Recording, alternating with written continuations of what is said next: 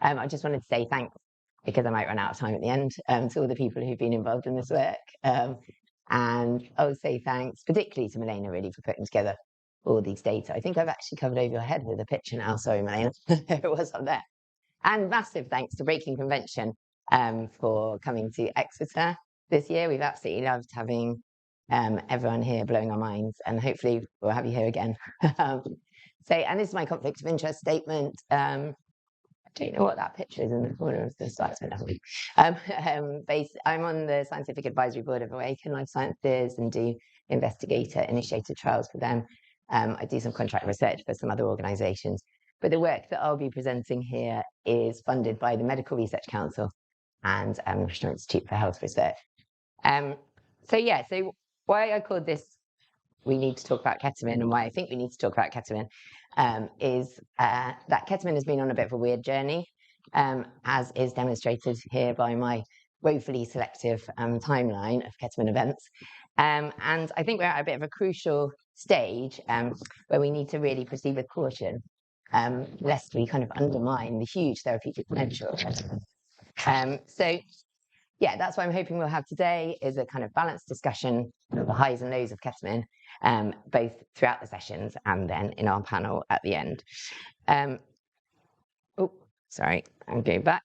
Ketamine was first synthesized in 1962, and some of you may already know this, but it was synthesized as a replacement for PCP.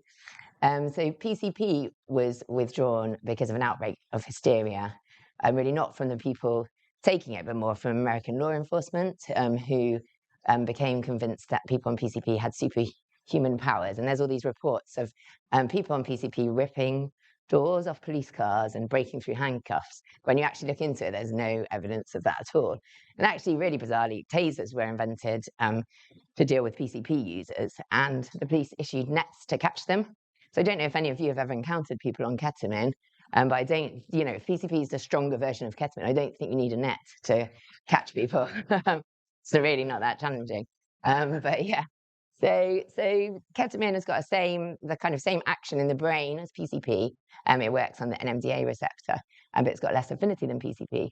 So PCP was a good analgesic anesthetic, and that's why it's developed. And so too is ketamine, and it still is today. It's a hugely important medicine. It's on the World Health Organization's list of essential medicines.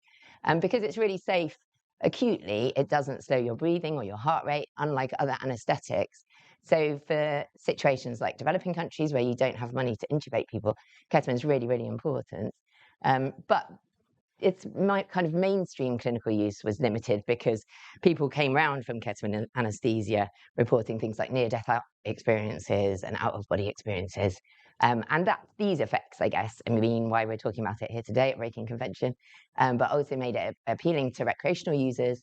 And so probably very soon after it was synthesized, a report started emerging of ketamine use, and throughout the 60s and then 70s. In 1978, 2 autobiographies were published in the same year, one by John Lilly, called The Scientist, which is relatively well known, another one by someone called Marcia Moore, which was called Journeys into the Bright World. And Marcia Moore was an heiress to the Sheraton Hotel fortune, and a kind of esoteric practitioner of various kinds. And she charted her relationship with what she called the goddess ketamine. So she saw it as a very feminine kind of energy, and saw herself as the high priestess of ketamine. So this is what she said. I can't really actually read that. In the right hands, this unique substance could be safely, easily, and advantageously applied towards the psychospiritual regeneration of planet Earth. And so that was in 1978. Unfortunately, she disappeared in 1979. Her remains were found in 1981 in a tree in a woodland near her house, and it was thought that she'd gone to inject ketamine and then frozen to death, which was really sad. So obviously her husband had completely differing views of ketamine. He said she became addicted to ketamine, it's dangerous, and its use should not be encouraged. It's a seductress, not a goddess. So is that advanced? Yeah.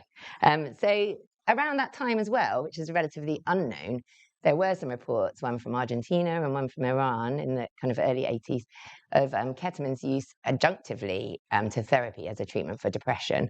But those were pretty much ignored, maybe because of coming out of Argentina and Iran, I don't know.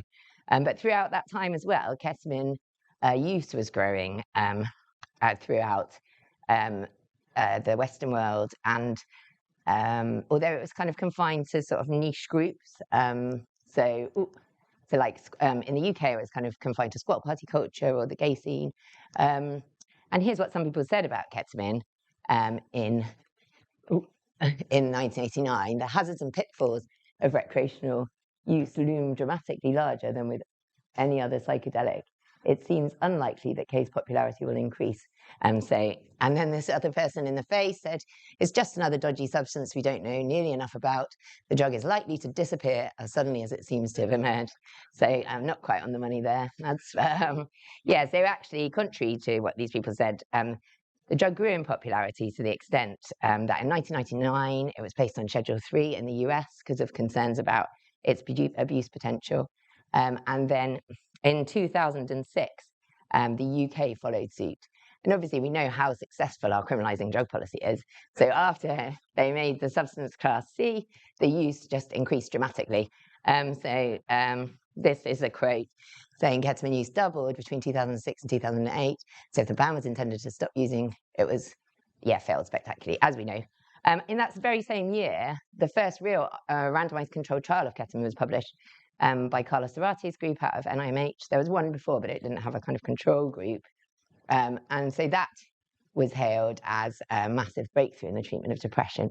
So this was the first study that showed these rapid antidepressant effects of ketamine. So following a single dose of ketamine 24 hours later in people with treatment-resistant depression, a massive reduction in symptoms. And then that kind of reduction tapering off over a week in most people. So that was really exciting. And then over that time, so the recreational use of ketamine also increased from 2006, since it became Class B, and then it became Class C in the UK, Class B rather, in the UK in 2014. And I advised these committees, and we recommended every time that it shouldn't be classified, but nobody really listens to that. And whilst the recreational use of ketamine was kind of growing, at the same time, the research in depression was growing, and Janus, the drug company, put literally hundreds of millions of pounds into developing an enantiomer of ketamine. So that's an optical isomer of the drug as ketamine for use in treatment-resistant depression. And that was approved by the FDA in 2019. And this was hailed as a landmark event. Sorry, I'm trying to find, I can't read over there. Ketamine is the truly new pharmacological approach to treating depression in the past 50 years and could herald a new generation of rapid-acting antidepressants, researchers have predicted. So quite a crazy path, really, for increasing recreational use, but at the same time becoming a licensed medicine for depression. And now we're in a particularly weird state of affairs where ketamine use, so there's ketamine spas and clinics throughout the US, and we're seeing a particularly, kind of really dark turn of events, ketamine telemedicine, where people can get ketamine delivered to their house for daily consumption, completely unsupervised. So I think that's the position we find ourselves in here. So I started researching ketamine a very long time ago here. And throughout my career, I've kind of looked at it in two ways, really. So the two faces of ketamine and problematic substance use, both as a cause of problematic substance use and as a treatment. And I won't go into much of the research that I found that I've looked at with ketamine users, other than to say, we did like a lot of brain imaging. And I guess the fact that these two perspectives seem kind of opposing does seem quite confusing. And I think that's why sometimes some of the media coverage about our work doesn't seem to have quite got the right end of the stick of what we're doing. So this was how, there we go. This was how our clinical trial was portrayed in the Metro newspaper, that bastion of amazing journalism. As you can see, a horse-headed man eating breakfast cereal and snorting ketamine under the headline, "Can Ketamine Cure Alcoholism?" So, I mean, this is not really like the design of our Medical Research Council-funded study, to be fair. This is actually what we did do which was the first trial of ketamine-assisted therapy. So for alcohol use disorder, so we included 96 patients. Our research question was looking to see whether giving therapy alongside ketamine could reduce relapse. So that's why we had these 4 groups. So people received either ketamine and therapy, ketamine without therapy, placebo in therapy, and placebo without therapy. And this factorial sort of design is quite rare in psychedelics, I guess, potentially for ethical reasons. People rarely give a psychedelic drug without the therapy. I mean, when I say without therapy, we actually gave what we called alcohol education. So it was a kind of mild support package with some relaxation in it. So that was our design. And this was the therapy that we gave, called the care therapy. So people had 3 infusions of ketamine, and they were embedded in 7 hour-and-a-half-long sessions of psychological therapy. It was broadly based on mindfulness-based relapse prevention. Someone asked me the other day why mindfulness, and we now have some evidence from some people sitting at the back of the hall here that ketamine might interact with mindfulness, but I haven't got time to present that today. But so, yeah, I mean, in Josh and Emily and Rosie's work, we have shown that potentially ketamine might be an experiential stepping stone to mindfulness. So, yeah, hoping to publish more on that later. Yeah, and our education control, as I said, was just teaching people about alcohol problems. So what we found, and I think qualitative analysis is so important in this area, and I'm really looking forward to hearing your qualitative analysis of the treatment-resistant depression work. But yeah, so people felt like amoebas and they were floating in space. That's what we expect, right? It's ketamine. So what was more unexpected to us was that people reported a sense of connection following their ketamine experiences with the therapy. So this person said, but the sense of what was important was my relationship with the universe and the universe as a whole, and therefore those relationships with people and other entities, nature, wildlife. And I, as a part of that, a tiny part of that, but that's where I fitted. I was part of the greater whole. So I think that's quite nice. And people also reported themes of transformation in our qualitative analysis. In the kind of quantitative one, I won't go on about it too much, but this was our primary outcome. We had 2 primary outcomes. One was relapse, and we didn't find significant effects on that. So that was just whether you had any drinks over 6 months. But in this graph, you can see, so the treatment period's up to number 3 on the graph, and that's over the intense treatment period, and everyone's abstinence increased. But then we follow people up at 3 months and 6 months, and we start to see people diverge at 3 months. The yellow line in the top is the ketamine and therapy group. The green line is the ketamine and education, so kind of ketamine alone. The red line is the placebo and therapy, and the blue line is the placebo and education. And so you can see the groups diverging, and by the end, we've got the pattern of results that we predicted. So the best effects and the greatest number of days abstinent were seen in people given ketamine and therapy, and the worst effects in people given placebo and education. And so we wrote this up and published it last year in the American Journal of Psychiatry. Again, this was reported in the media relatively widely. I just wanted to, these are really good articles and in kind of really good publications. You can't really see the title of that one, but I do take a massive issue with the C word that people use when we're talking about this work, which is the kind of cure word, because both of these say, can ketamine cure alcoholism? And what would that look like? Like, oh, we've cured it, that's gone away, like, oh, done. So I just very hopeful that people will stop talking about curing in this sphere, because it also sets up massive expectations, as I'll show you in a minute, in amongst patients.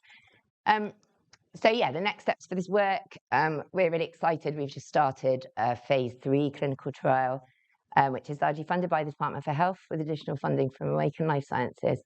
And that's looking at ketamine-assisted therapy across 10 NHS sites in the UK, including 280 people. So we're starting recruitment later this year. We've started working up the trial at the moment.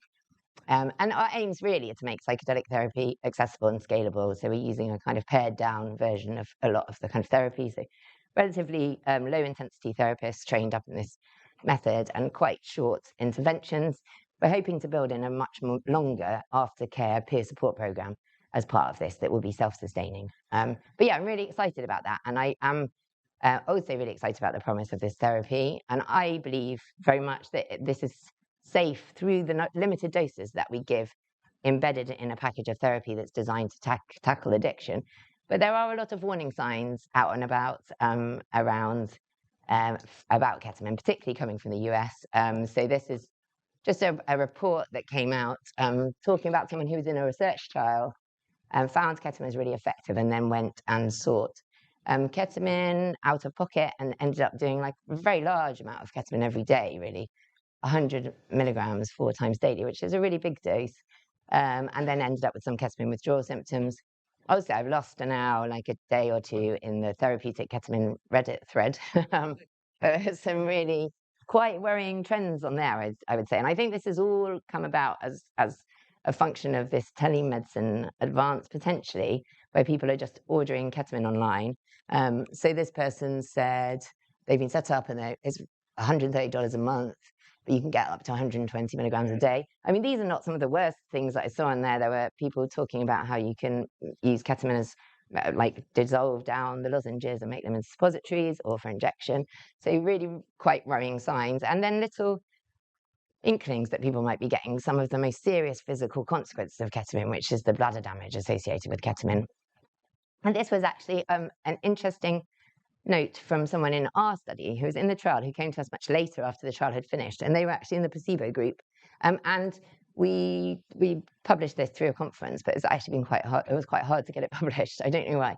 But so this person ended up taking ketamine daily for a month, and ended up with severe epigastric pain, which turned out to be a gallstone.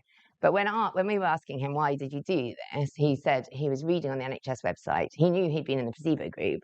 And I guess maybe as part of being in the trial, but also going on the NHS website, he felt that ketamine was a miracle cure. And so he started procuring it himself. So that's really, to me, very worrying and something we really need to keep an eye on, particularly in this population.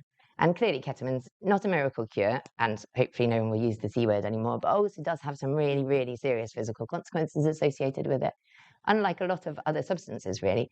And this diagram is some harm reduction we did with ketamine users, just demonstrating what can happen to your bladder. So ketamine has a direct toxicity on the epithelial cells of the bladder, and can cause a hardening, and then the bladder contracts and then it won't expand, and that can cause urine to back up and problems with your kidneys as well as your bladder. And some people end up having to have their bladders removed. And I've worked with people, as young as 16, in this situation from really heavy ketamine use. So this is not something we ever want to see as a result of any of our treatments. So I think, and we know that psychiatry has got previous, to use a vernacular of this country. But yeah, so there are many examples through medicine generally of marketing medicines and then turn out to be very addictive later on. So I think as we're about to launch this new treatment, and I feel very passionately that this is safe, otherwise I wouldn't be doing it, but that we should be acting responsibly. I think ketamine-assisted psychotherapy is effective and safe, but some of the more unsavory practices that we've seen over the pond that could be adopted here is something we need to guard against, and that we need to really look. We think that an increase in ketamine dependence is unlikely from this particular treatment, but something I think that's just a responsible action would be to proactively track trends in ketamine dependence, not after licensing. So what normally happens is a drug gets licensed and then you have to look out for the risks then, but maybe before ketamine is licensed for alcohol use, then we can start tracking this as part of assessing risk. So one thing we did for this, Milena did for this conference, was looking at ketamine problems in the UK right now. So apologise for the UK focus, but this is where we're running the trial, and it's something we'd like to expand. So Milena's going to talk about some data that she's got looking at the National Drug Treatment Monitoring data, and then something from the Global Drug Survey, so Adam Winstock's survey. So I'll hand over to you now, Milena. I'll get off my stool. Do you want the thingy? Sorry, there you go. Yes. Right. Hi, good morning. Is it too loud? I don't know. Thank you, Celia, for introducing me and for inviting me to give a talk here. And yeah, sorry, with that one, sorry. Is that one? Yeah, that's true. Shut it. Okay. And right. So I work as a researcher and EDP together, drug and alcohol services, but I am here as an independent researcher on this project with Celia, and thus I'm not here to give it like the official sign off of the drug services that the ketamine abuse or dependence are not increasing. So although if we look at who gets admitted into the drug services, it does look like that at first glance. So these are summary statistics for all the substances that are monitored by the drug treatment monitoring services over the last 13 years. And we can see that the main reason people come into the services are definitely opiates and crack, and then alcohol. Then much fewer people are in there for cannabis or cocaine. Um, and then everything else is just like a little forest of indistinguishable lines, where you can't see what's rising and what's decreasing. So then when we zoom in, we do see some positive trends in the decrease of use and of need of treatment for amphetamines. Benzodiazepines have been on a bit of a wild ride that could be their own story. But then when we look down, we see ketamine on a steady rising path in terms of people being admitted for treatment. So, as Celia mentioned, when it was reclassified first to Class C and then as a Class B substance, this is very directly what happens. So, there is a brief drop in both use and thus admission to treatment services, that is attributed, as my reputable source from my next slide will tell you, to um, adaptations in the supply chain and shortages. And then once the supply chain adapts, it seems to adapt pretty well. So there is a steady rise after 2014. And interestingly, and that might be a point for discussion, around 2018, 2019, we see actually ketamine becoming more prevalent in treatment than MDMA. So the National Drug Treatment Monitoring Services obviously can't give us access to people's individual data, and we have to rely on a lot of summary statistics. So this is just the beginning of trying to find out who is in treatment for using ketamine. Is ketamine their primary substance, and why they are in treatment, etc. So the very major thing that we can see so far is that people who are in treatment for ketamine use are on average much younger than people who use opiates or crack or alcohol. So over half of these people are between 18 and 29, and then we have around 20% of older people, very few people over 50, and then the rest are minors and even some children under the age of 14. Um, I'm mostly reading it from my slides, and I think I've lost my next slide. Oh well. Improvise, adapt. Anyway, this is my reputable source for ketamine shortages from my last slide, which at least is not Reddit. And it is Vice magazine, who looked into it's actually quite a good article. I learned some things that I didn't know from it. Vice magazine looked into why ketamine is becoming the new drug of choice for teenagers in the UK. And in addition to tracking these supply shortages and subsequent changes, decreases in prices, etc., they also interviewed some teenagers and got some of these statements that. So this is a teenage girl who, by the time she was 19, was using around 4 grams of ketamine a day, and the one overarching conclusion that Vice came to there, apart from the amounts used by teenagers being quite large, is that they're using ketamine to actively pursue disconnection, and that's the whole point, which, as such, is probably an indicator of underlying trauma and mental illness. So, while we don't have any more data from NDTMS and for these people who are actually in treatment, we did get to have a good look at people who probably won't end up in treatment, but it is a point for discussion whether or not they have a problem. So this is the Global Drug Survey, which some of you might have taken. I have actually done the Global Drug Survey, and it has 500 something questions. So you need to be really dedicated to the cause to answer all of them, which I think already tells you who the people are who are in the sample. So they are much older. You can see that the people over 50, there's almost 20% of them.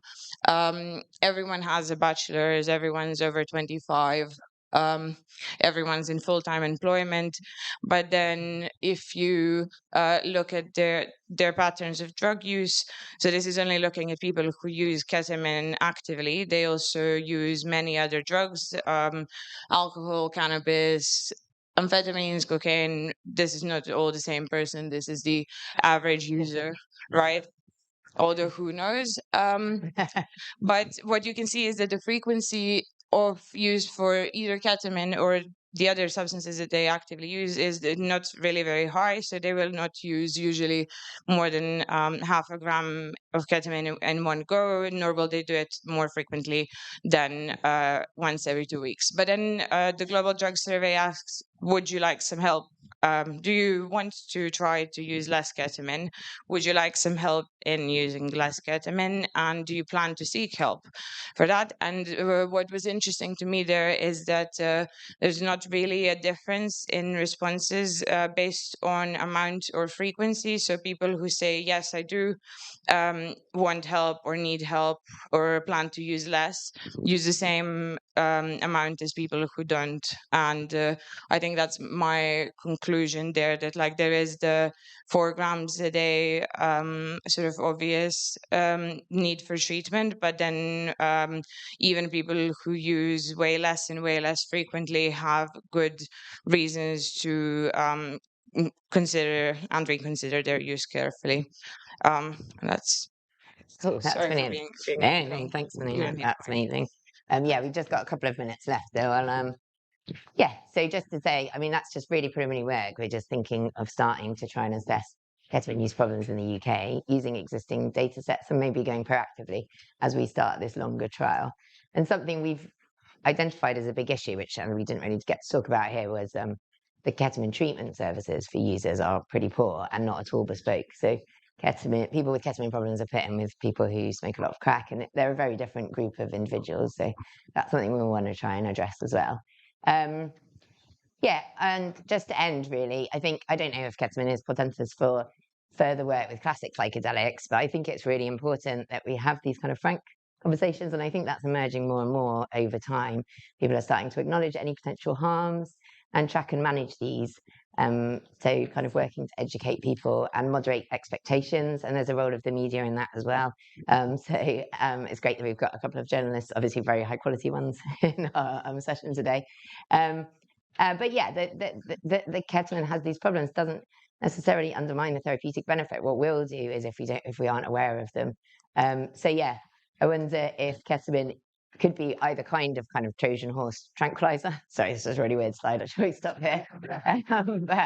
But potentially laying the groundwork. So ketamine's done a bit of the groundwork for the introduction of more classic psychedelics into mainstream medicine, but it also does have a potential to be the kind of Trojan horse amongst the psychedelic movement and bringing everything else down with it. So I think we just need to be really careful and mindful at this stage. So yeah, thanks everyone for listening, and just a little shout out to Ruby Research.